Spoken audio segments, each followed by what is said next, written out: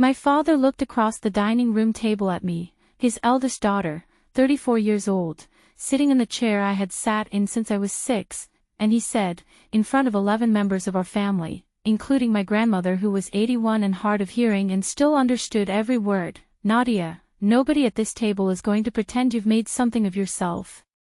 You left, you struggled, and you came back with nothing. Let's not embarrass you further by asking you to contribute." 11 people. The table sat 12. I was the 12th. My name is Nadia Osei. I am 34 years old.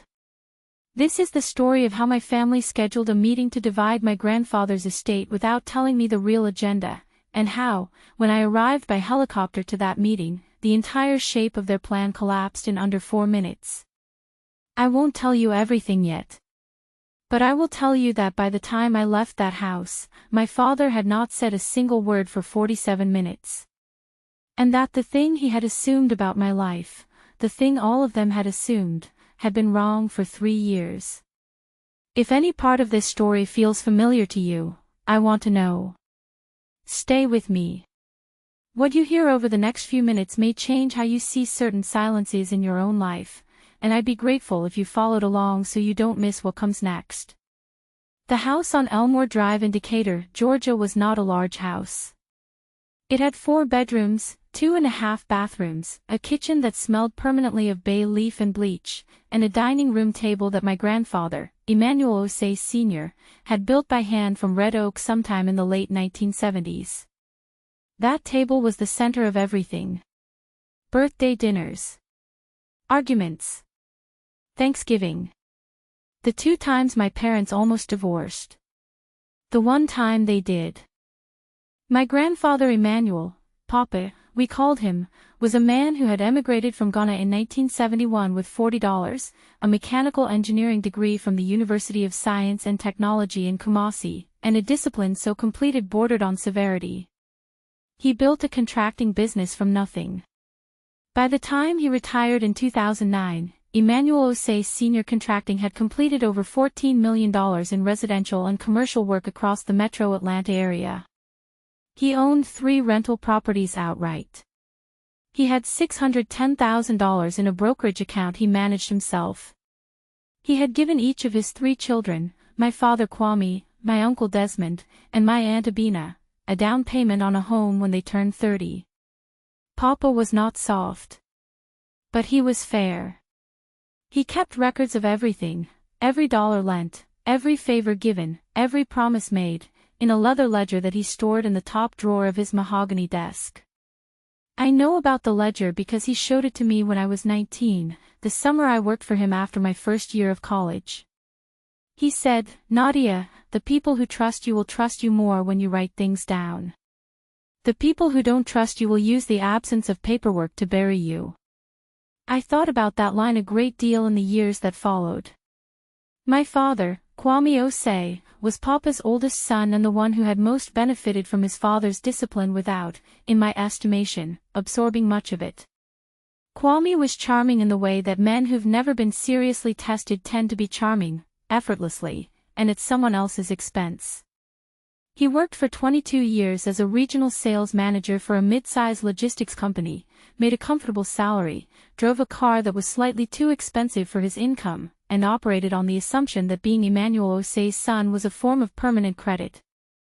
My mother, Vivian, née Asante, married Osei at 26, was a woman of specific aesthetic ambitions and limited financial literacy.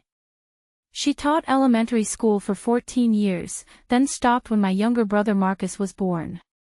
She redecorated the house on Elmore Drive twice in the years after Papa started sending monthly checks to help with the mortgage. She referred to Papa's money as the family's money, a distinction I noticed but did not understand until I was much older. Then there was my brother Marcus. Marcus Osei was 29 at the time of the family meeting. He had my father's charm and my mother's talent for ignoring anything inconvenient. He had attended 2 colleges, completed a degree at neither, and at the time of this story was working, loosely, in digital marketing consulting, which meant he managed social media accounts for 3 small businesses in exchange for approximately $1,800 per month. He lived in the basement of the Elmore Drive house. He drove a car my parents had co-signed for. He owed my father $23,000, a number I know because Papa told me, and which my parents had never once mentioned to Marcus in a tone that suggested they expected repayment. I was not Marcus. I was the daughter who had left at 22 for a graduate program in computational finance at Carnegie Mellon, a program my parents had called impractical and declined to help fund. I had taken out $67,000 in loans and worked 20 hours a week as a research assistant. I finished in 2 years. I took a job at a quantitative trading firm in Chicago. I worked there for 3 years, paid off $41,000 of my loans, and then, at 27, I made a decision that my family interpreted as evidence of failure. I left the firm and started my own fund. Not a large fund. Not a flashy fund. A small, focused algorithmic trading operation that I ran from a 1-bedroom apartment in Lincoln Park with a second-hand monitor setup and a risk management framework I had spent 8 months building. My parents knew I had left my job. They did not ask why.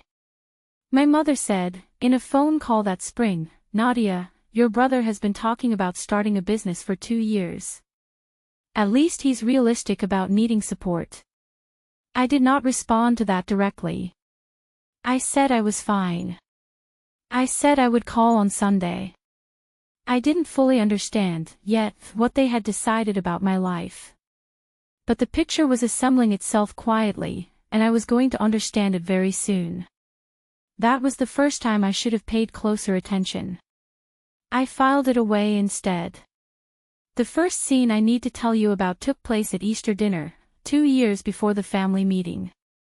April. The dogwoods were blooming on Elmore Drive. Vivian had made jollof rice and lamb chops and a sweet potato pie that was genuinely the best thing she cooked, and the house smelled warm and right, the way it only did a few times a year.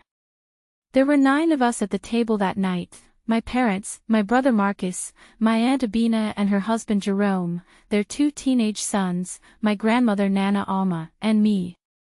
Papa was not there. He had been in a memory care facility in Sandy Springs since the previous October, early-stage dementia, progressing faster than the doctors had initially projected. He still had good days. He still knew our names on most of them. But he was not at the Easter table. Somewhere between the lamb chops and the pie, Jerome, Abina's husband, a man I had never found particularly interesting, asked me how business was going. I said it was going well. My father set down his fork. He did this in a specific way, not loudly, but deliberately, the way you set something down when you want the sound to mean something. He said, "Jerome, don't let her fool you. Nadia's been in business for 2 years and she still doesn't own a piece of property. She doesn't have a 401k. She left a real salary to play the stock market from her apartment. We don't talk about it because we don't want to embarrass her." There was a pause that lasted approximately 4 seconds. Jerome looked at his plate. I said, "The fund is performing." My father said, "That's not the same as stability."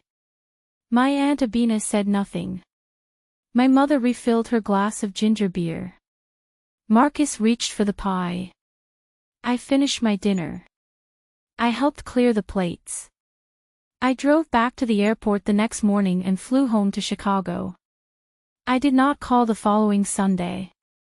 The second scene took place 14 months later, at Marcus's 30th birthday dinner, held at a steakhouse in Buckhead that my parents had booked for 16 people and, I later learned, charged to a credit card they were carrying a $9,400 balance on. Marcus had asked me, in a text, if I could throw in on the dinner. I sent him $600.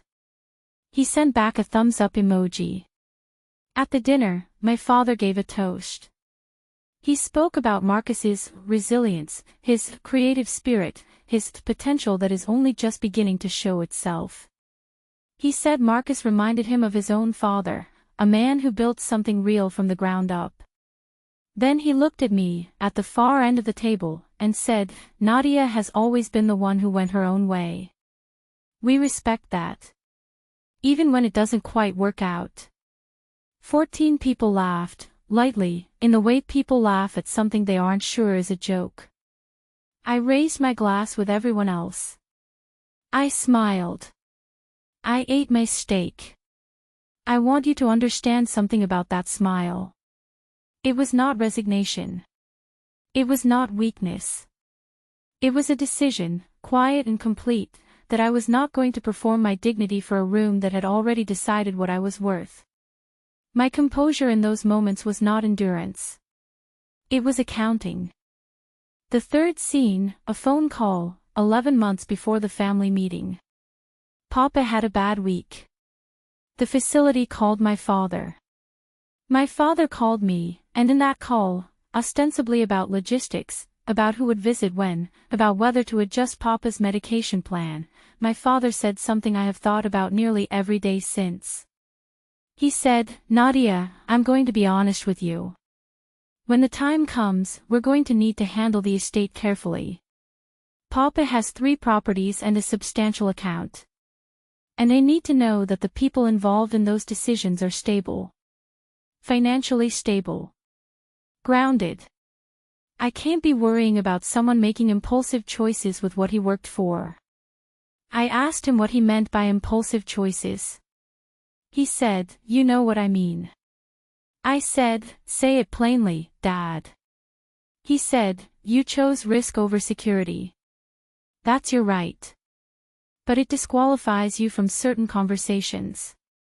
There was a silence. Then he said he had to go, and he hung up. I sat in my office, not my apartment anymore, but an actual office, on the 31st floor of a building in the West Loop, with 2 employees and a prime brokerage relationship with a firm most people would recognize the name of, and I looked out at Lake Michigan for a long time. I want to tell you what I understood in that moment. But first I need to tell you what happened 3 weeks later, because it changed the shape of everything. 3 weeks after that phone call, Papa had a good day. A very good day. His primary physician called it a clarity window, not uncommon in the early stages, she said, but meaningful and not to be wasted. My father was at the facility that afternoon. My uncle Desmond was there too. I was not called. What happened in that room during that clarity window is something I know about only because of a document that was executed that same afternoon by a notary who had been called in advance. I didn't know about it yet. But I would. The 4th scene, and the one that ends this section, took place on a Thursday evening in March, 6 weeks before the family meeting. I had driven down from Atlanta. I was in Atlanta for a conference, and stopped by Elmore Drive unannounced. I know. But I had wanted to see Vivian, and I had picked up plantains from the Caribbean market on Memorial Drive because they were her favorite and I was trying. I rang the doorbell at 6:47 p.m.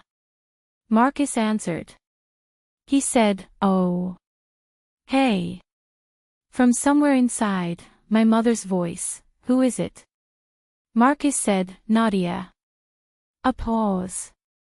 My mother came to the door. She looked at the plantains. She said, "We're actually just sitting down. We didn't know you were coming." I said I knew. I said I was just passing and wanted to drop these off and see her. She took the plantains. She said, "Your father's tired. Maybe next time call ahead." She closed the door. Not all the way. But most of the way. I stood on the porch of the house I grew up in the dark, smelling the bay leaf through the screen, and I made the last decision I needed to make. I was done being managed. I was done being the footnote. And when the time came, I was going to let the facts do what I had never permitted myself to do in front of them. I just had to wait. I didn't know the family meeting invitation was already being drafted. But it was coming. And what I did in the 41 days between that doorstep and that meeting is what the rest of this story is about. The invitation arrived as a group text, sent by my father at 8:14 a.m. on a Tuesday. Family meeting at the house. Saturday the 12th, 2 p.m. estate planning discussion. Important that everyone attends. Dad. 11 recipients. I was one of them. There was no phone call. There was no context. There was no indication that anything unusual was happening. Just that line, estate planning discussion. I read it twice. I put my phone down on my desk and I looked at the closed door of my office for a moment. My assistant, a 26-year-old named Jordan who had worked for me for a year and a half and was very good at reading the room, knocked once and opened the door. He said, "The Carlisle position closed this morning. Up 4.3. He looked at me. He said, "You okay?" I said, "Can you find me the Rotary charter number for Heli Tours Atlanta? And clear my Saturday morning?" He said, "Done." I picked my phone back up. I did not respond to the group text. I want to be clear about something. I did not cry. I did not call a friend to process my feelings. I did not write in a journal. I understood, with absolute clarity, what this meeting was. It was a transfer of narrative.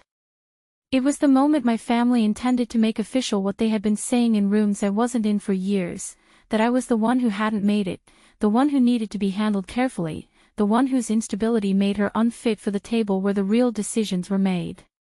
They had scheduled the meeting. They had picked the location. They thought they controlled the room. They had forgotten one thing. I had never told them what I was worth. I need to go back to the clarity window. Because that is where this story actually turns. 2 months after that Thursday afternoon at Papa's facility, the one I hadn't been invited to, I received a phone call from a man named Gerald Hutchins. Gerald was a probate and estate attorney whose office was in Midtown Atlanta, and he told me that Emmanuel Osei Sr. had requested he contact me. I said, "My grandfather requested this." Gerald said, "Approximately 6 weeks ago, during a period of sufficient legal capacity as confirmed by his attending physician and 2 independent witnesses. He asked that I reach out to you directly, not through any family intermediary." I drove to Atlanta the following Thursday. Gerald's office was on the 14th floor of a building on Peachtree. He had a firm handshake and a wall of degrees and the kind of careful diction that told me he had delivered news like this before and understood its weight. He sat across from me with a file folder and a yellow legal pad and he said, "Your grandfather contacted this office after becoming concerned about certain changes that had been made to his estate documents approximately 3 weeks earlier, during a visit from family members. He had capacity sufficient to understand what had been changed. He was not happy about it.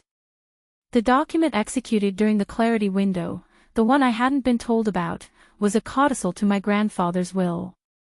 It had been drawn up by a different attorney, one my father had apparently engaged, and it had been signed by my grandfather during that afternoon visit.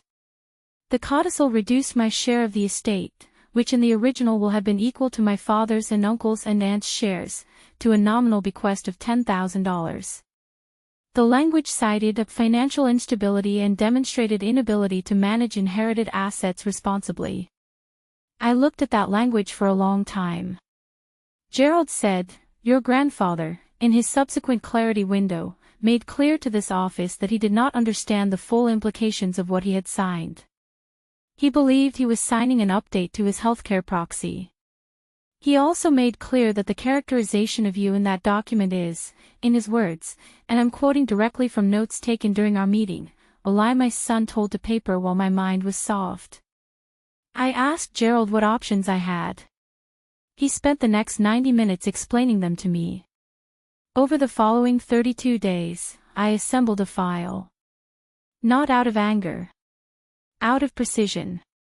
Because my grandfather had kept a ledger, and I was his granddaughter, and I understood that the only language that ends these conversations permanently is documentation.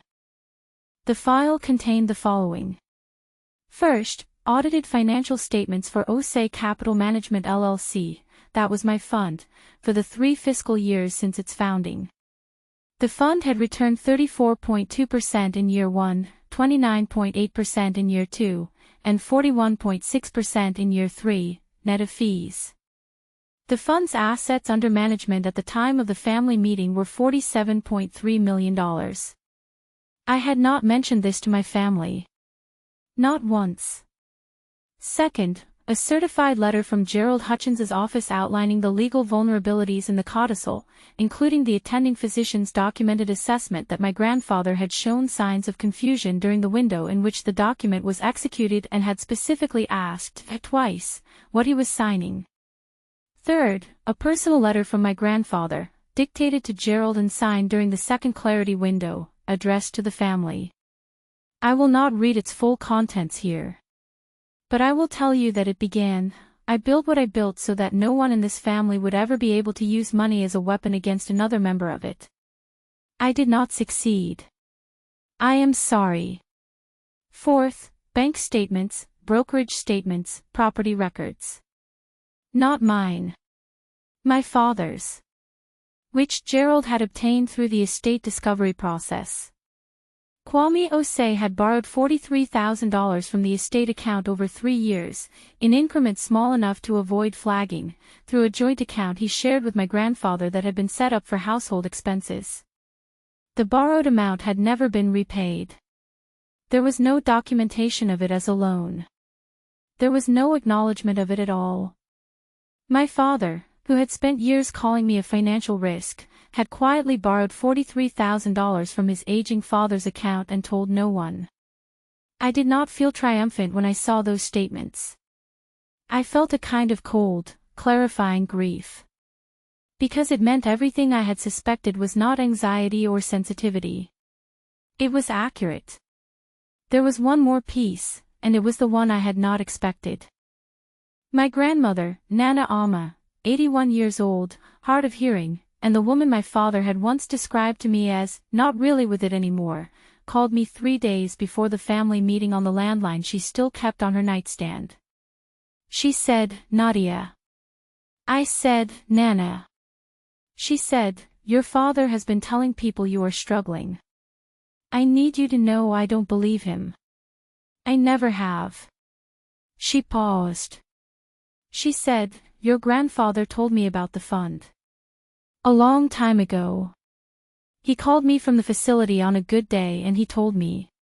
He was proud. Another pause. Come to this meeting. Come the right way. And don't let them manage you one more time. I held the phone and I did not say anything for a moment. Then I said, I won't, Nana.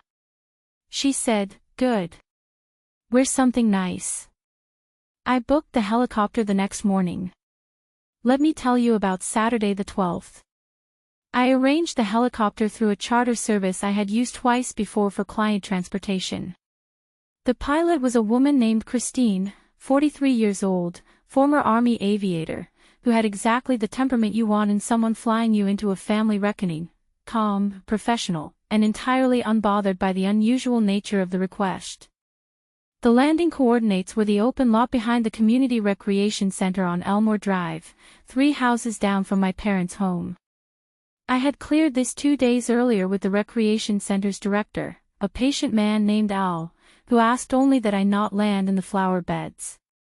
I told him I would do my best. I arrived at the charter terminal at 1:05 p.m. I was wearing a charcoal wool blazer over a white shirt, tailored pants, and the watch my grandfather had given me at my college graduation, a Seiko that had belonged to his father, with a crack in the crystal he had never repaired because he said it reminded him that useful things don't need to be perfect. I carried one folder. It was gray.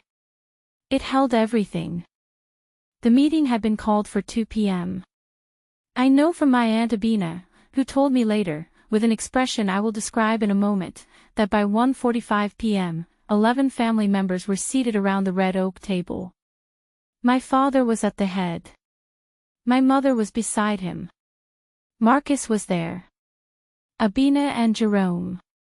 My uncle Desmond and his wife Patricia. 3 cousins. And my grandmother Nana Amma, in her usual chair at the end, closest to the window that faced the backyard. My father, I was told, opened the meeting by saying that they would wait a few more minutes for Nadia, but that they could start with context in the meantime. He said, "This is about making sure Papa's wishes are honored in a practical way. That means protecting what he built from decisions that could put it at risk." He did not say my name. He didn't need to. My uncle Desmond said, "Is she coming?" My father said, "She said she would."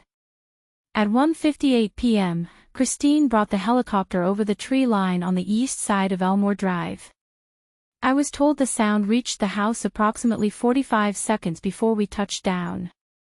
My cousin Deshawn, Abina's older son, 22, who has since told me this story several times with increasing theatrical embellishment, said the window over the kitchen sink started to rattle first. Then the blinds. Then somebody said, "What is that?" and my father stood up from the table. Christine set us down in the lot at 1:59 p.m. smooth. Clean. The kind of landing that takes skill and makes it look like nothing. I thanked her, stepped out, and walked 3 houses down Elmore Drive in the afternoon light, the gray folder under my arm, the rotors slowing behind me. My cousin Deshawn was standing on the front porch. His mouth was open. He said, "Nadia. Was that a?" I said, "Is everyone inside?" He said, "Yeah." I said, "Good." I walked in. The dining room was the way it always was, the red oak table, the 12 chairs, the framed print of a Ghanaian Kent pattern that had hung on the east wall since before I was born. 11 people. Same table. Different day. My father was standing at the head. He had been standing, I was told, since the helicopter sound began. He was still standing. He looked at me. He looked at the window toward the lot. He looked at me again. He did not say anything. My mother said, "Nadia, you're." I said, "I'm on time." I sat down. I placed the gray folder on the table. I looked at my grandmother, who was looking at me with an expression I can only describe as satisfaction, the particular satisfaction of a woman who has waited a long time to see something and has been patient enough to still be here when it arrived. I said, "Dad. You wanted to talk about the estate. Let's talk." My father sat down. He did not do this smoothly. I will not give you every minute of what followed, because some of it involves legal matters that are not fully resolved, and some of it belongs only to the people who were in that room. But I will give you the architecture. I opened the folder. I placed Gerald Hutchins's letter at the center of the table. I said, "This is a letter from Papa's estate attorney. Not the one you engaged, Dad. The one Papa called himself, during a clarity window you weren't present for." My father said, "Papa didn't contact any attorney on his own. He doesn't have the," I said, "cognitive capacity." The letter includes a signed certification from his attending physician. He had a MMSE score of 24 on the day this was executed. That is within normal range. Silence. I placed the audited financial statements beside the letter. I said, "This is 3 years of audited performance for OSE Capital Management. That's my fund. 47.3 million under management. 3-year net return, 35.2% annually.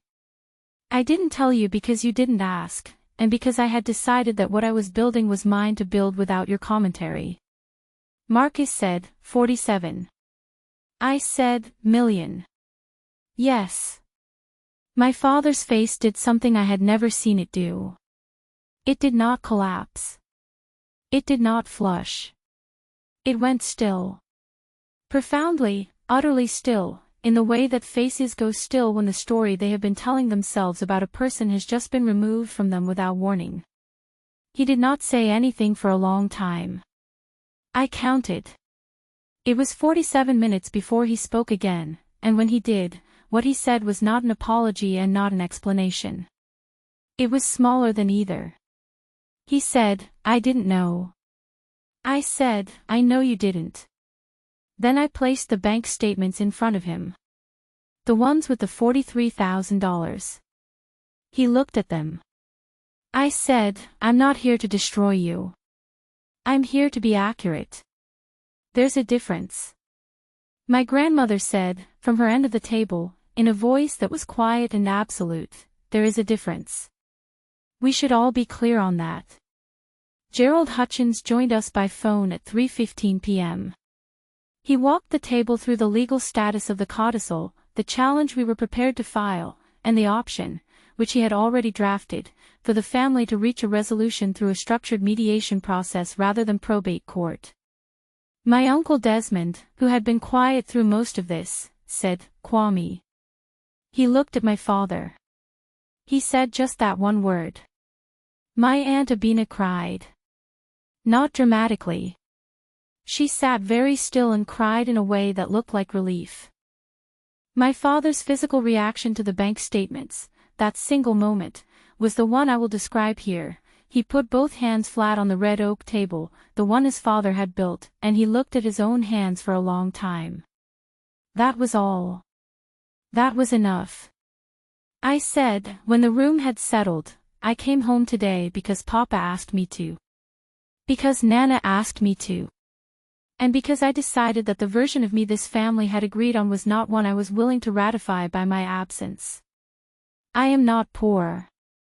I am not a failure. I am not the cautionary tale you've been telling at this table. I'm the granddaughter who paid attention. I closed the folder. I said, now. Let's talk about what's fair. The mediation process took 11 weeks and was conducted by a neutral estate mediator whose fees were split equally among the three branches of the family. Gerald represented my interests. My father engaged his own counsel. My uncle Desmond, in what I will always consider the most honest act of that entire period, chose not to engage separate counsel and instead said, at the first mediation session, I think we all know what's right here. I'd like to spend our time moving toward it rather than away from it. The codicil was formally set aside. The original will was restored in its entirety. My share of the estate, equal to my father's, equal to my uncle's and aunts, was reinstated. The $43,000 my father had borrowed from the estate account was documented, formally, as an advance against his inheritance. It was not litigated. It was not publicized. It was acknowledged in writing, which was all the ledger required. My father did not apologize to me in a single conversation. He apologized in pieces, over months, in phone calls that were awkward and halting and more honest than anything he had said to me in years. The first call, he said, I made assumptions about your life that I had no right to make. The second call, he said, I think I was afraid that you had made choices I couldn't understand, and it was easier to call them failures. The third call, he said nothing for almost a minute, and then, I'm proud of you. I should have said that a long time ago. I accepted each of these. I did not perform forgiveness. I did not accelerate it. Forgiveness, I have learned, is not a door you fling open. It is a window you open slowly, in stages, when the air on the other side is finally clean. My mother sent me a card. A physical card, with a stamp, in her precise handwriting. It said, I'm sorry for the door. I knew immediately what she meant. I kept the card. Marcus called me 2 weeks after the mediation concluded. He said, I didn't know about any of it. The codicil, the account, I didn't know. I believe him. Marcus's failures are not the conspiratorial kind. They are the kind born of never being asked to look clearly at anything. We are working on that. It is slow. My Aunt Abina brought me dinner one Sunday in June. She drove to Atlanta from Marietta with a container of palm soup and sat in my kitchen and said, I knew something wasn't right. I want you to know I knew. I just didn't say anything. That's my part of this. I appreciated the precision of that. She named her part.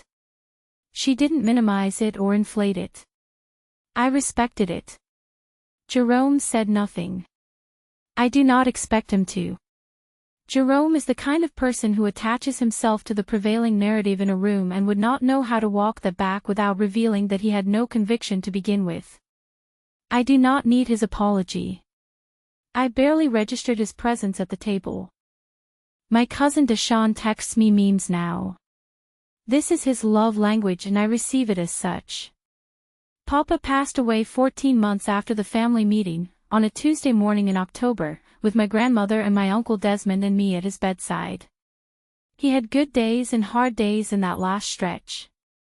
On one of the good days, 3 months before he died, he held my hand and said, "The fund. Tell me the number." I told him. He smiled. He said, "Good girl. And then, did you find the ledger?" I said I had found it. My uncle Desmond had taken custody of it after the mediation. Papa said, "You're in it. From the beginning. Every year I watched you." I held his hand and I did not say anything. There wasn't anything to say that was bigger than that. I live in Chicago. My office is on the 31st floor. On a clear morning, I can see the lake from my desk, and it is the kind of view that still surprises me, not because I didn't work for it, but because there were years when the people who were supposed to know me best had decided, without asking, that I was the kind of person who doesn't earn views like this. I lost something in all of this. I want to be honest about that. I lost the particular comfort of being in a family where you don't have to explain yourself, where your presence at the table is unconditional, where the people who made you are simply on your side because you are theirs. I don't know if I ever fully had that. But I believed in it for a long time, and when I stopped believing in it, there was a period of real grief that I moved through carefully, the way you move through anything that matters. What I gained is harder to name. Not the money was always there, and I knew it was there, and it was never actually the point. What I gained was a form of self-knowledge that can only come from being seen clearly and still choosing to stand. I know who I am in a room where no one believes in me. I know what I do when the door closes on me. I know what I look like when I am the only one at the table who has been doing the work quietly, without announcement, without validation, building something real in a silence that other people had mistaken for absence. I know what it feels like to land a helicopter. Not literally. Well, yes, literally. But I mean the other kind. The kind where you arrive with documentation, and you open a folder, and you let the facts speak at a volume your voice never needed to reach. That is the kind of landing that does not lift off again. It stays. It changes the ground.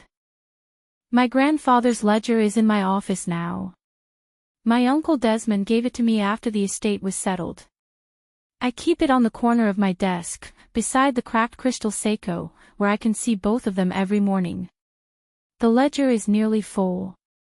Papa wrote in it for 40 years. The last entry is dated the August before his decline began. It reads, in his careful engineer's hand, Nadia, fund performance, year 2. Called her to confirm.